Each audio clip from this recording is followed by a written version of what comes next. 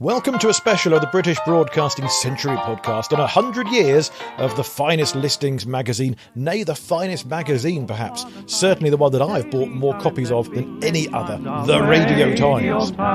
Or as it's been since 1937, Radio Times. Who needs the? Yellow highlighters at the ready. If it's on, it's in. The official organ of the BBC turns 100. Over 5,000 issues, 19 editors, and we chat with one of them, Shem Law. In advance of their centenary, I spoke with Shem for the podcast at Radio Times HQ. Town criers onwards, people want to be told stuff. Yeah. How we do that, whether it be on an app or website or whether it's beamed directly into your head, But there'll be a version of Radio Times because how can there not be? But of course, we're all about the history, the early days, the origin stories. So we'll also feature the grandson of the first editor, Leonard Crocombe. Yes, from Radio 4's Today programme, Justin Webb. Broadcasting going way back in my family. Yeah, it is extraordinary that he was there right at the start. And a man who has the full set and helped digitise the back copies for the BBC Genome Project, broadcast historian and Radio Times fan, Dr. Steve Arnold. I do not have furniture made out of back copies of the Radio Times. Okay. I have to draw the line there. Due to the sheer size and scale of the Radio Times story, this episode is split in two. So you're listening to part one. Part two will follow imminently. Part one will bring us from 1923 to 1991, and part two will be a tale of deregulation and digitisation. Yes, on our regular podcast, we may be back in spring of 1923, but we're leaping ahead for one episode only, saying Happy Centenary Radio Times on the British Broadcasting Century. Hello, this is Paul Carenza calling.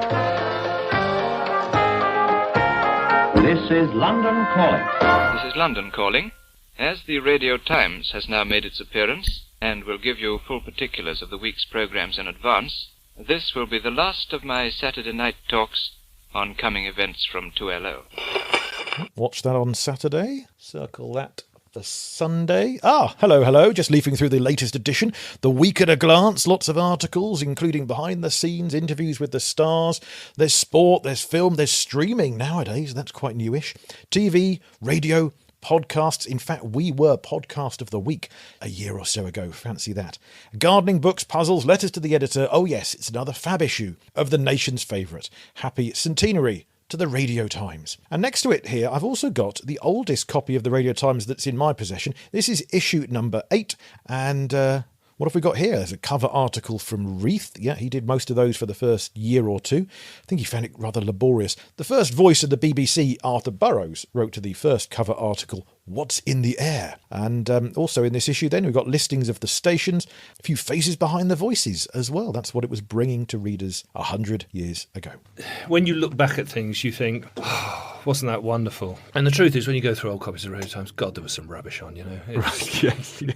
For every Morecambe and Wise, there's three blokes in the studio smoking and talking about French existential movies, and you just think, really? So let's begin, shall we, with one of today's editors. Delighted to welcome to the British Broadcasting Century podcast one of the two current editors of the world's greatest magazine. I was going to say greatest listings magazine. It's the world's greatest magazine, as far as I'm concerned. Shem Law, thank you for joining us on the podcast. My pleasure. Absolute pleasure. And happy 100th. Well, thank you. I'm glad to say I wasn't around when it started, but I have been here for 22 years now. Wow. So it's been pretty much half my career, if not slightly more then. So. Incredible.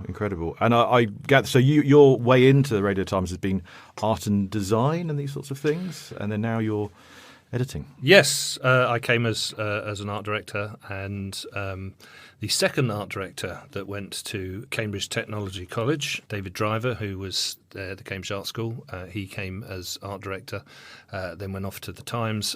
So yes, if you want to get in the weeds, Cambridge seems to have a hold on the art direction of Radio Times. But no, I was then made deputy editor and art director, and then eventually, just before COVID, Tom and I were made editors. Our other guide in this two-parter is RT enthusiast and collector. He has the full set. Dr. Steve Arnold. In where you are, is it stacks of things? Is your entire furniture made of back copies of the Radio Times? I do not have furniture made out of back copies of the Radio Times. Okay. I have to draw the line there.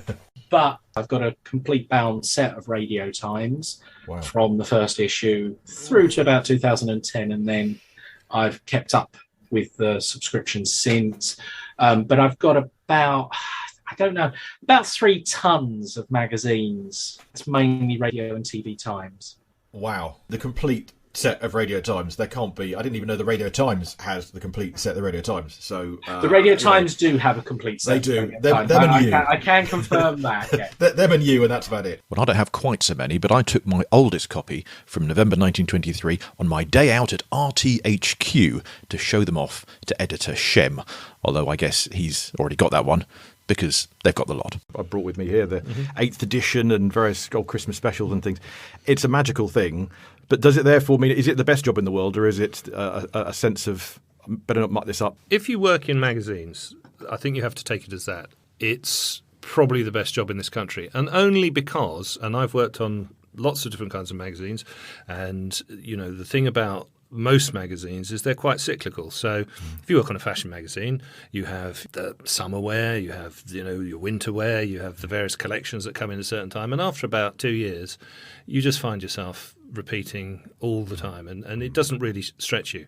The great thing about Radio Times, it's about television and radio, and television and radio is about everything, so it changes constantly. Yes, you have the same, you know, it's Call the Midwife again and what have you, and you do have to think about new ways of how you might get readers excited about the new series or whatever. But television and radio is made by incredibly smart, well-educated people who have terrific ideas. They do a lot of the hard work for you.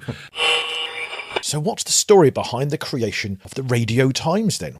There was the press ban in early 1923. The newspapers were always against the BBC. A Radio Times connoisseur and collector, Dr. Steve Arnold. Because it was seen right from the beginning to be poaching on their land. You know, you can't broadcast the news because that's our domain. It was the newspapers actually kicking up a fuss and saying, well, if you want to publish programmes in our papers, we're going to charge you as though they're adverts.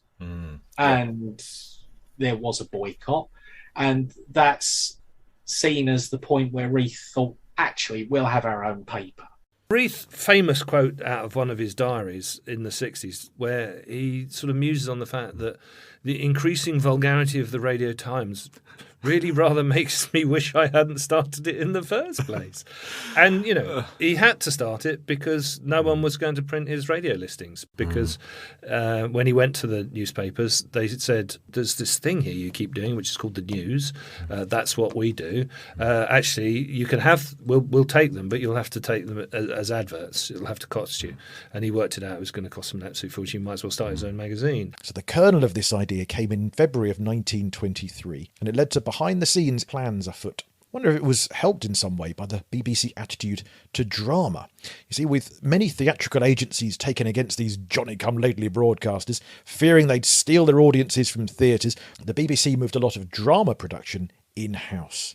So I wonder if maybe that gave Reith the idea that we can do the radio listings in-house as well. So this became a reality. Late in 1923, the publishers George Newnes were given full editorial control, and the BBC supplied them with listings and articles, and off they went to the printers. But it was all in a bit of a rush at first. They didn't have time to advertise for an editor, so they got Leonard Crocombe. My grandfather, Leonard Crocombe, was the first editor of the Radio Times. Radio 4's Justin Webb. He spoke to us on an earlier edition of this podcast. And he was a friend of Lord Reith's, who I think put him in that position. He was a part of the setup. He'd been a magazine editor of Titbits and various kind of very well-read, popular magazines with funny little stories and jokes and things. But he was a considerable figure and was obviously able to kind of turn a sentence quite well. Leonard Crocombe, your grandfather, was broadcasting on London 2LO with a monthly show in 1923 before the... I didn't know that. No, you've told me something I didn't know about. Okay. But reading out bits of Titbits, basically, pretty much. Right. Funny stories. Yeah. You know. There was an elderly lady who, I regret to say, got very intoxicated one night and was taken to the police station. March the 14th, 1923, the BBC let him on the air with funny tales like this. So the next morning, she was brought before the magistrate, who was a very terse sort of man, and he said to her, he said, name? So she said, Angel. He said, address? She said, Having. Oh, he said, how did you get here? She said, on a rainbow, dearie. So he said, right, 6 weeks for skylarking. Crocombe later wrote of how his Radio Times story began with the tinkle of my phone bell one summer morning in 1923. The mellifluent tones of my friend Arthur R. Burroughs, then Director of Programmes, spoke to me. Would I lunch with him that day? He had something important to discuss. We met at Simpson's. The important matter that Burroughs wished to discuss was the scheme by which my employers were to publish the Radio Times in collaboration with the BBC. So actually, when Crocombe was first approached, the Radio Times didn't have a title. That was given just a fortnight before publication, 10th of September. John Reith noted, "Everything is now in shape for a BBC magazine, and from various alternatives, I chose Radio Times for the title." He was making it up as he went along. You create a broadcasting service, and no one really knows what they're doing. Yet magazines have been going for a long time. So he had to hire magazine people. And of course they wanted to make it entertaining and interesting and fun for people. And of course, as far as he was concerned, that wasn't educating people. I think Reith would just prefer it if every programme was some sort of lecture on something. You're probably about right. Back to Crocombe, who returned from a month's holiday in Belgium to be told I was also the editor of the Radio Times, with a colleague, Herbert Parker, a nephew of the Right Honourable J.R. Klein's MP, to look after the policy end for the BBC. Moreover, it had been decided by the BBC that the first number of the Radio Times must be ready for the press in 7 days. And by St. Caxton, we did it. Well, Crocombe mentioned Herbert Parker there, the man at the BBC's end. Well, Dr. Steve Arnold, who's on this podcast, he's been doing some more digging on Herbert Parker. Steve tells me that Parker may actually have done enough to qualify as editor, even though he's not been acknowledged as such. Parker was in fact the man who gave the Radio Times the subheading, the official organ of the BBC. Apparently the smaller shareholding companies who made up the Beeb preferred journal to organ. That was noted by Reith in a memo to Parker on 19th of September 1923, just a week and a bit before issue number 1 was released. But the official organ of the BBC, it remained, written on each front cover until the Beeb became a corporation. From Wireless World magazine, 19th of September 1923. The British Broadcasting Company's new magazine. This new magazine, which the BBC is putting out, and I'm sure our readers will give it a hearty welcome as it fills a long-felt want, ought to be particularly valuable to the trade. It will print all the programmes of all stations a week ahead so that everyone can see exactly what is happening. The trade will be able to arrange demonstrations on a particular night. Ah yes, a hidden benefit of the Radio Times. The 28th of September 1923. The Radio Times is launched. Its print run of 250,000 copies soon sells out. Arthur Burroughs arguably helped with that first one too. He certainly greeted listeners and readers on the front page. What's in the Air by Arthur R. Burroughs, Director of Programmes. Hello everyone, we will now give you the Radio Times, the good new times, the Bradshaw of broadcasting. May you never be late for your favourite wave train. Speed 186,000 miles per second, 5-hour non-stops. Family season ticket, first class, 10 shillings per year. Steve Arnold wonders if Burroughs actually counts as the first guest editor for issue number 1, because, well, he was a celebrity back in those days. We'll look at what was actually in that first edition of the Radio Times when we reach September 1923 in this podcast's timeline. Well, I should say as well, it's a fine website you have, radiotimesarchive.com, that has, well, I particularly enjoyed the mastheads page, where you can see how it's changed over the years, and even those little things I wouldn't even notice, like the fact that you've got the radio transmitter masts drawn in the very first editions, but then by August 24, issue number 49, you say here, the transmitter masts are removed because the number of locations has increased. So little seemingly minor things there, but the way it's evolved over the years you've charted there, and it's a lovely site, really nice. Well, that's quite an interesting point, because it shows how broadcasting was expanded. Issue 49 is less than a year after Radio Times, so about 2 years after radio had started. So you had Birmingham, Manchester, London, and then it was a tumble. It just kept on building up speed. This stone was rolling down the hill. The snowball is a better description, because it was just building and building and building and building. And there were more and more stations coming on and on and on and on. That's why Radio Times just got too bulky to have one edition. Issue 49, they dropped the masthead of having the transmitters on, because they just couldn't fit any more transmitters on. And radio was immensely popular. 1925. The BBC take full editorial control of the Radio Times. Herbert Parker, that supposed editor on the BBC side, left the BBC in March 1925 under a bit of a cloud and immediately joined up with a sort of rival to the BBC, the Wireless League. It's a campaign group set up by the Daily Express to apparently care for the interests of listeners. But in mid-August of 1925, Herbert Parker, who had helped launch the Radio Times, actually set up a rival publication to it. So this was called the Wireless League Gazette, and it had radio listings, and Herbert Parker was the editor. The design looked really just like the Radio Times, and it was subheaded The official organ of the new Wireless League, with a line drawing of Mr. Herbert Parker on the front cover. But only one issue made it to press, because the BBC then brought in copyright lawyers, and that, my friends, is why for decades the Beeb had the sole right to print BBC listings, and why when I grew up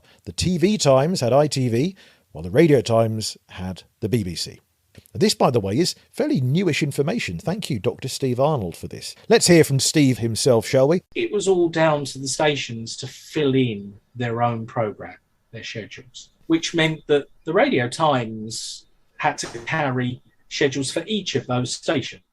And it got to the point where the national edition would have just been too big. 1926, the Northern-Southern divide. So that they split them out into two editions, a Southern and a Northern edition. The Northern edition covered Scotland, the north of England. It did still have bare bones schedules for the Southern stations, but there was no detail on those.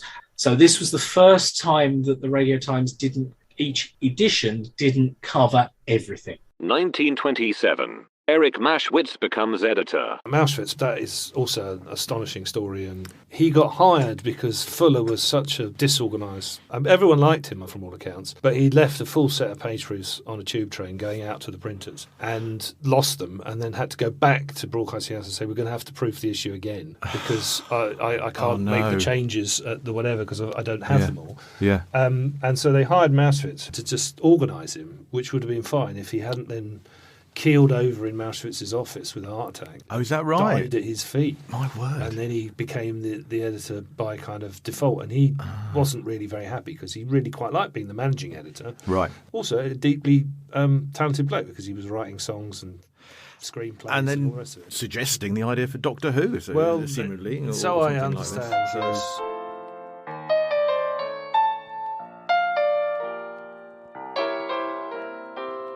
When you look at early copies of Radio Times, Reith was obsessed with the fact that you might put the radio on and just listen to it as background noise. You know, insanely, when it first started, the BBC used to leave 2 or 3 minutes of dead air in between each programme so that you could wander over to your thing, turn it off, and then look in your Radio Times and go, well, I don't want to listen to the next programme because that's far too frivolous. I'll listen to this one. And, and you had to make an appointment to listen. This is the BBC third programme, How to Listen, including How Not to, How You Ought to, and How You Won't, by Stephen Potter and Joyce Grenfell.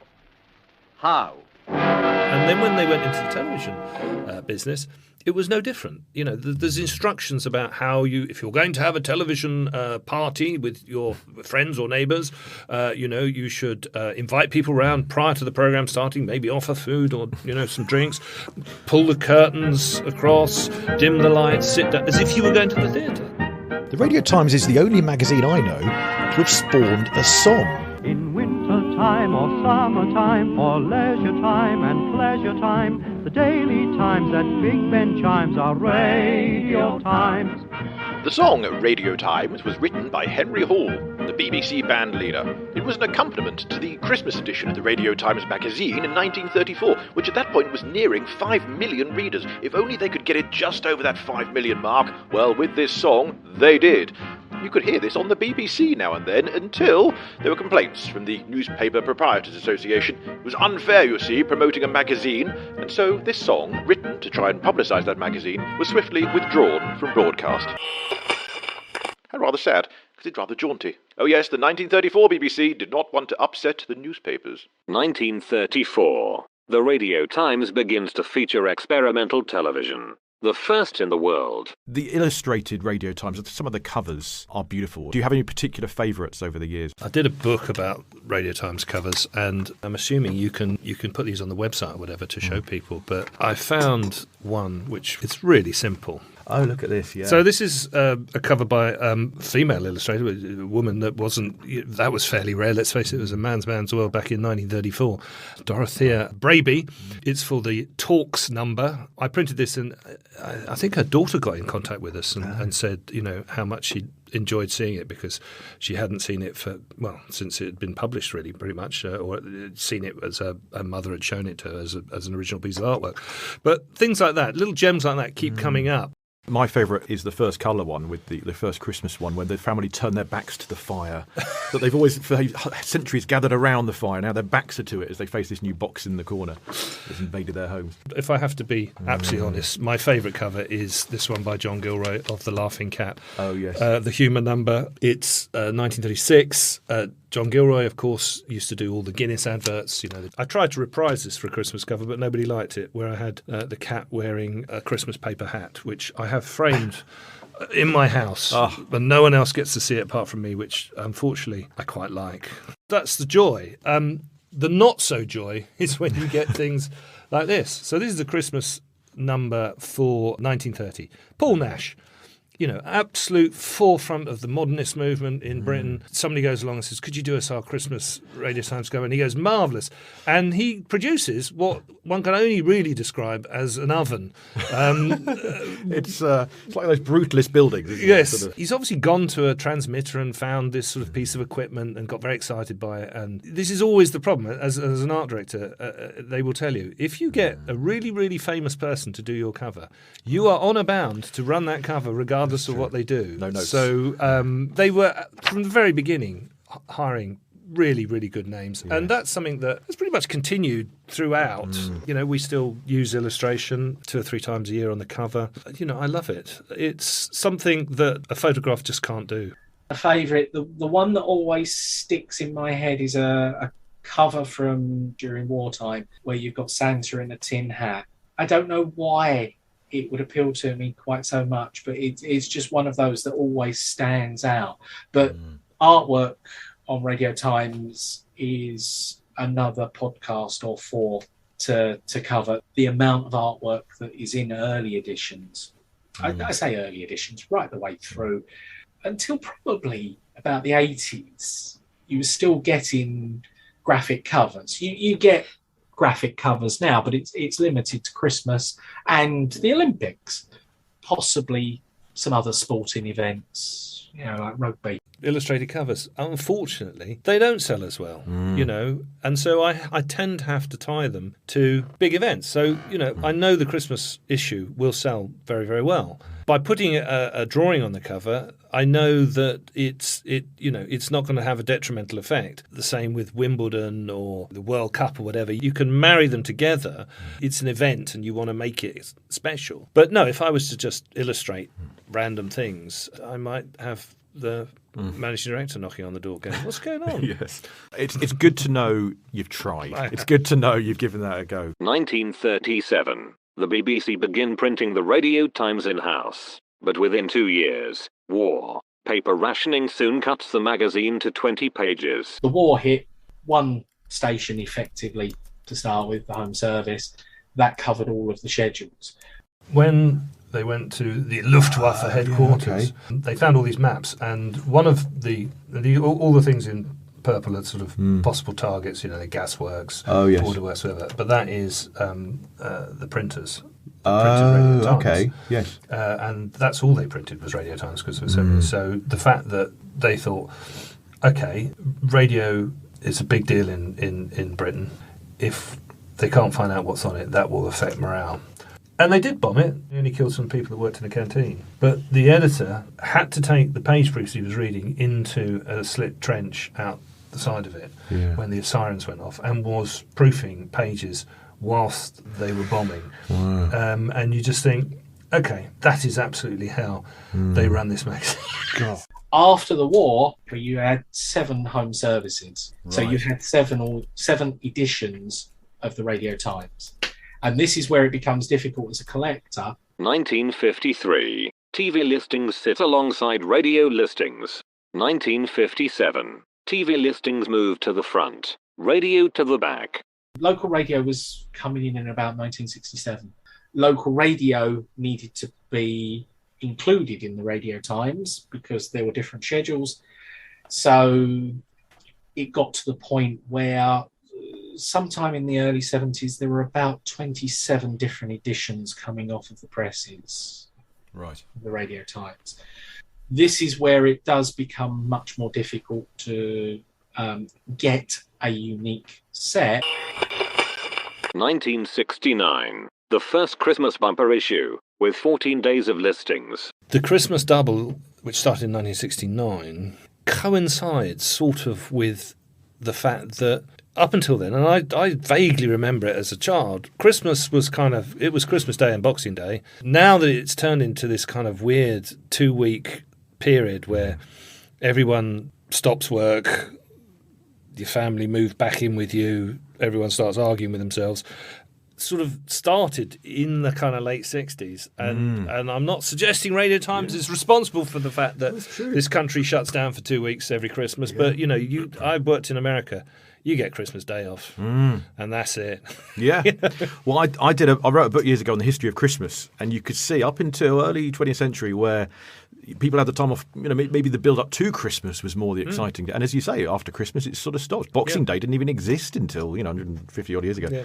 So, I would say Radio Times is at least helping perpetuate that idea that we should all have, long time off until... Because I'm there after Christmas going, is it time to get back to work yet? It's the 27th, 28th, I've got things to do. Yeah. But kids are like, no, come on, we're still off. We've still got the bumper issue to get through. So just, whatever government is in charge will have kittens if we printed a 3-week... Yeah, that's true. Oh my God, they're all going to want 3 weeks off. The 1970s. Future editor Shem Law begins his paper round. In 1972, I think it was, I got my first job as a paperboy, and my relationship with Radio Times started, and I hated it. Absolutely hated it.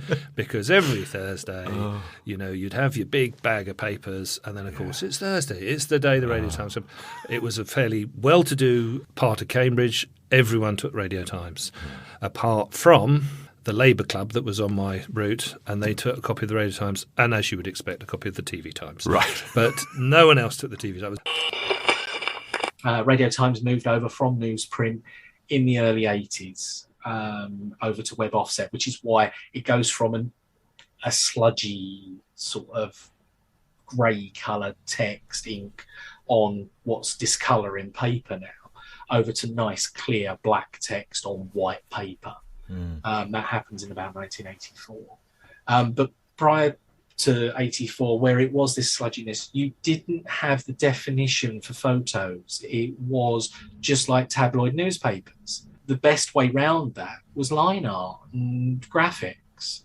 And they knew how to do it.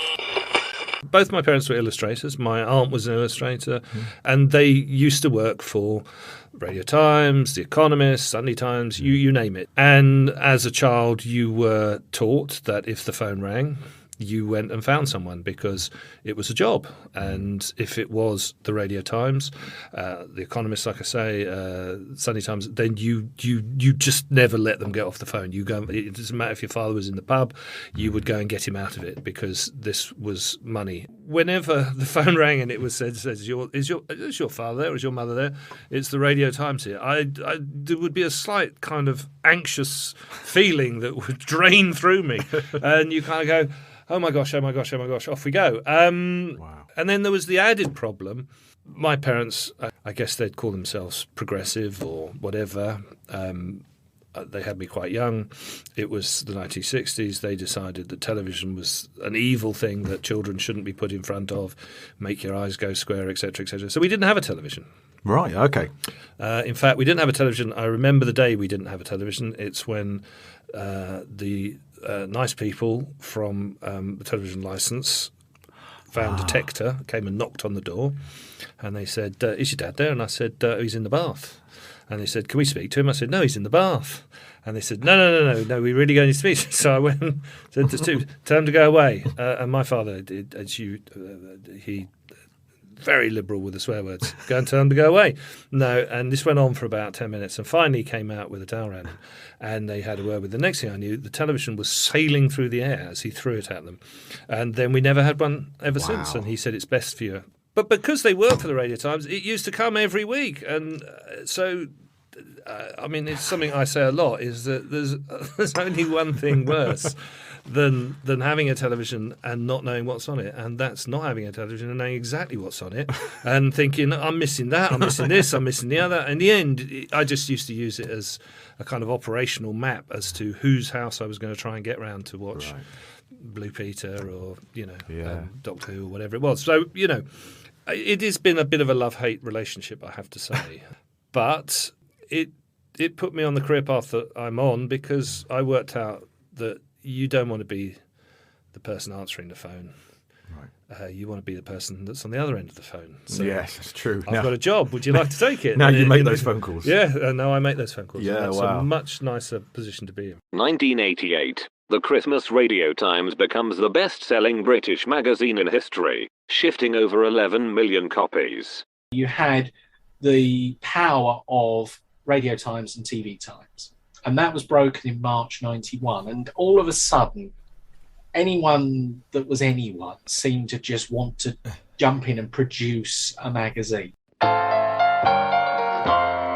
Well, we've reached the end of part 1 of this Radio Times history, but part 2, a tale of deregulation and digitisation, will begin very, very shortly. We had to split this one in two because there were just so many tales to tell. Support us on patreon.com/Paul Carenza to get bonus material. This month that includes the full Shem Law interview. Further reading for you from our guests then. Dr. Steve Arnold's fantastic website is radiotimesarchive.com, and a recent post on there tells us all about Herbert Parker, that forgotten Radio Times editor, in quotes, which may mean that history needs to be rewritten in the Radio Times editor's backstory. Parker perhaps written out of history, as we said, because he dared set up a rival to the Radio Times back in the 1920s. And then there are books aplenty. There's the official Radio Times cover story book. It's a marvel. There's also Radio Times The War Years. That's fantastic as well. On part 2, we'll hear from Tony Curry, the author of the Radio Times stories. So see if you can get hold of a copy of that. Oh, and my book is Hark, the Biography of Christmas. Well, that's only briefly about the Radio Times. And my new book, which is not out yet, is Auntie and Uncle's The Bizarre Birth of the BBC. Out before Radio Times turns 200. Promise.